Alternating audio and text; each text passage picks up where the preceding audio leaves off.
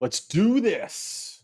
Do this, not that. We are here. We're ready to crush it. It's going to be awesome. Today, we're going to do some myth busting. And this is really me talking to the universe about things that drive me bananas. But more importantly, what drives me bananas, there are certain things in the world of email that hold us back as marketers. What I mean by that is we all rely on industry best practices. And we all go to Google, we go, how am I allowed to do this? Can I put this word in the subject line? Is this bad? And then invariably, no matter what it is that you're looking up, you'll find articles that saying, don't do this. This is horrible. Avoid this. And I'm here to tell you that the overwhelming majority of information, not just related to email, but a lot of the marketing information that you see out there related to best practices, what you should and shouldn't do, are from 1984, and they're not true.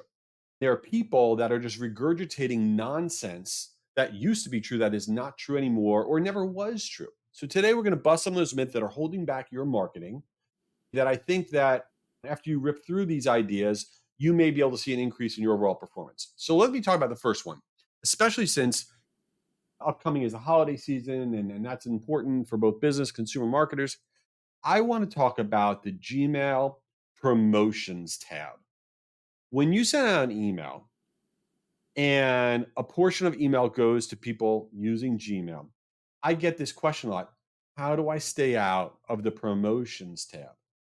And why would you want to stay out of the promotions tab? Here's the secret. The promotions tab is a great thing. It's not a bad thing. It's part of the inbox. You're not going to the junk folder. So here's a few facts to take into account and why you don't want to try to get out of the promotions tab. And by the way, it's very complicated to get out of the promotions tab. And I'm telling you, it's not worth it. You see no performance lift by staying out of the promotions tab. Number one, only 15% of Gmail users even have tabs enabled. That's it, 15%. 50% of people that do have their tabs enabled are reading their promotions tab email daily. Now, why does that matter? When you go into a mall, what are you doing? What are you doing? You're in shopping mode. You're like, I'm buying something. I'm in the mall, right? When you go into your promotions tab, you're not going there by accident. You're like, hey, where am I? I'm lost. Oh, where should I go? I'll go in the promotions tab. No, you're going into the promotions tab the same mindset of like when you're going into the mall. You're in buying mode. You're in content digestion mode. Literally 50% of the users are going in there every day into shopping mode in their email inbox. So anybody that tells you, oh man, our emails are going to the promotions tab, that's so bad. No, it's a win. It's not a loss. So good. Thumbs up for promotions tab. So dispel the myth that you want to get out of the promotions tab. That's nonsense. Now, let's talk about the biggest myth in the history of email marketing for business marketers and consumer marketers. And it is the word free. Free, free as a bird. If you go to 100 people in the world of email marketing and say, can I put the word free in my subject line? Will that cause me to go to the junk folder, the spam folder? My estimation is that 97% of them will say, oh, that is a spam trigger word. You will go to the junk folder because you wrote the word free in your subject line or in your body copy or some other nonsense. And I'm here to tell you that's not true. Here's the history of the universe as it relates to the word free. And by the way, any other content that you want to write in your subject line or in your body copy, any other words or any other things. Like 10 to 15 years ago, email was really getting going. And there was a ton of spam, a ton of everything. And the way that email got filtered, the way the receiving email networks filtered what was good and what was not, what was bad, was based on content. They didn't have the ability to do it any other way. So as these big networks were receiving email, they would look for certain words and they would say, anybody promoting anything free, it's probably one of those bad guys. So if they put the word free in their subject line, they're probably a bad guy.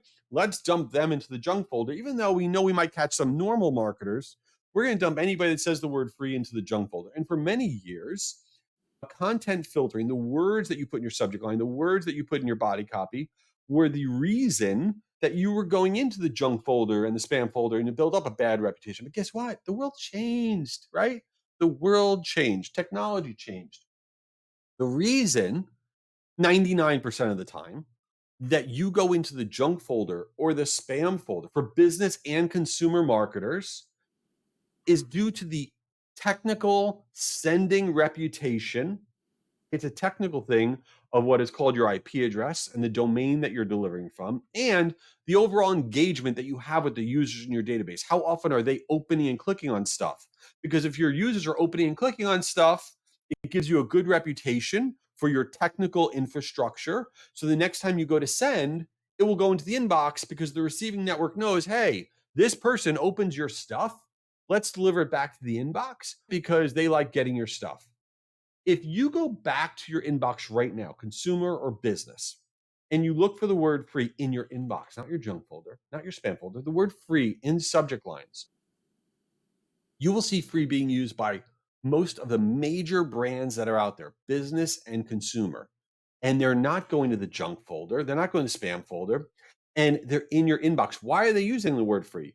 Because there is no greater word in the English language that elicits response than the word free. We do an analysis of every word every month that is driving open rates for emails.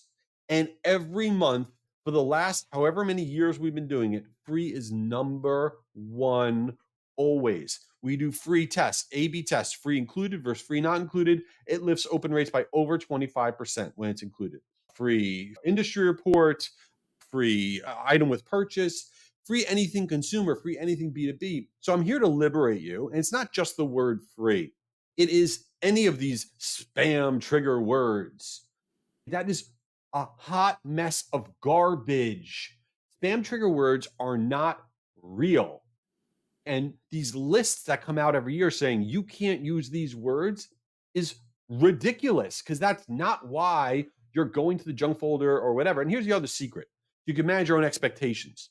I don't care who you are, the biggest marketers on the planet, some portion of your email campaign that you're sending out, doesn't matter who you are, you're the greatest marketer in the world, some portion will go to the junk folder and spam folder. It will. That's the nature of the internet. So when you see an email go to the junk folder, spam folder, that doesn't mean it's the end of the world. That is the internet, and that is the world that we live in. So I'm here to tell you, free is good. I feel like Gordon Gekko. Free is good. Free is good for you to try, and stop the nonsense. And all right, getting off that train. Other things. I also want to paint the picture. Some people say, well, the little things in email don't matter. The littlest thing in email can make an impact. And as a marketer, I want you to look and think about everything when you're sending out email. I'll give you an example. We just did this study, which I thought was wild. To me, it was wild. He's talking about little things that matter. We did an analysis of title casing in the subject line. Title casing is when you capitalize the first letter of each word, like in a sentence or in the subject line, the first letter of each word versus the way you normally write a sentence. You only capitalize the first letter in the sentence, whatever. And when you do title casing, you're capitalizing the first letter of every word in the subject line. We actually saw almost a 10% increase in open rates on the emails that we did just by title casing the subject line. So when you think you've done it all to squeeze out performance from any marketing channel, you haven't. There's always little things that you could be trying that can make a difference. So we dispelled a lot of myths. Now we'll get to the portion of this podcast called Since You Didn't Ask. And this is where we talk about things that have nothing to do with marketing or business or whatever. Now, I need to give a full rundown on The Golden Bachelor. That's going to be on another episode. I mean, the greatest show in the history of the world. I will get to that, but that's not today because I don't know. Honestly, because I'm hungry. That's the truth. I'm going to tell you why that matters because last night at my house was salmon night. Once a week for like the last, I don't know, 15 years, me and my wife and my kids, they're teenagers. we have salmon night. And we did this really because we wanted our kids when they were little to get used to eating fish. We didn't want them to be, oh, they only eat chicken fingers or whatever. So we broke them. We broke them early in their lives. Now they like salmon, whatever. And so last night was salmon night. And here's the problem. I don't know why I'm telling you this because I'm hungry. That's why. So last night was salmon night. And this is what happens to me every salmon night. So it's always good. Me and my wife cook it together, whatever. She does more of the cooking than I do, but I try to help because I'm an idiot. I don't know what I'm doing. And we eat it. Oh, good. It was good. It was great. It tastes great, great, great. And then like 2 hours later, I'm starving. I'm starving. It defeats the entire purpose of salmon night. Salmon night's supposed to be healthy, but it defeats the purpose because 2 hours later, it's as if I didn't eat anything. And I go back to the refrigerator and I then wind like I'm at a buffet and it may be the last meal of my life. And I eat everything in the refrigerator because of salmon night. And salmon night has the opposite effect on me because I wind up eating 7 billion things. This is what happens on salmon night. Why am I sharing that? I don't know. I don't know anything. Oh my. Oh, last thing I'll share. We have our big virtual free email conference coming up, Guru Conference. It is 2 days, November 8th and 9th. Listen, we only buy a certain number of virtual seats. We bought 14,000 virtual seats. We're already over 13,200 registrations. I want you to be there. It's 2 days. Martha Stewart is speaking. Come on. What else do you need to know? I'll be there. 30 sessions, 2 days, virtual, free. GuruConference.com. You are all my people for listening to this. I want you there. It's going to be wild. GuruConference.com. Thank you for listening to this podcast and enjoy salmon.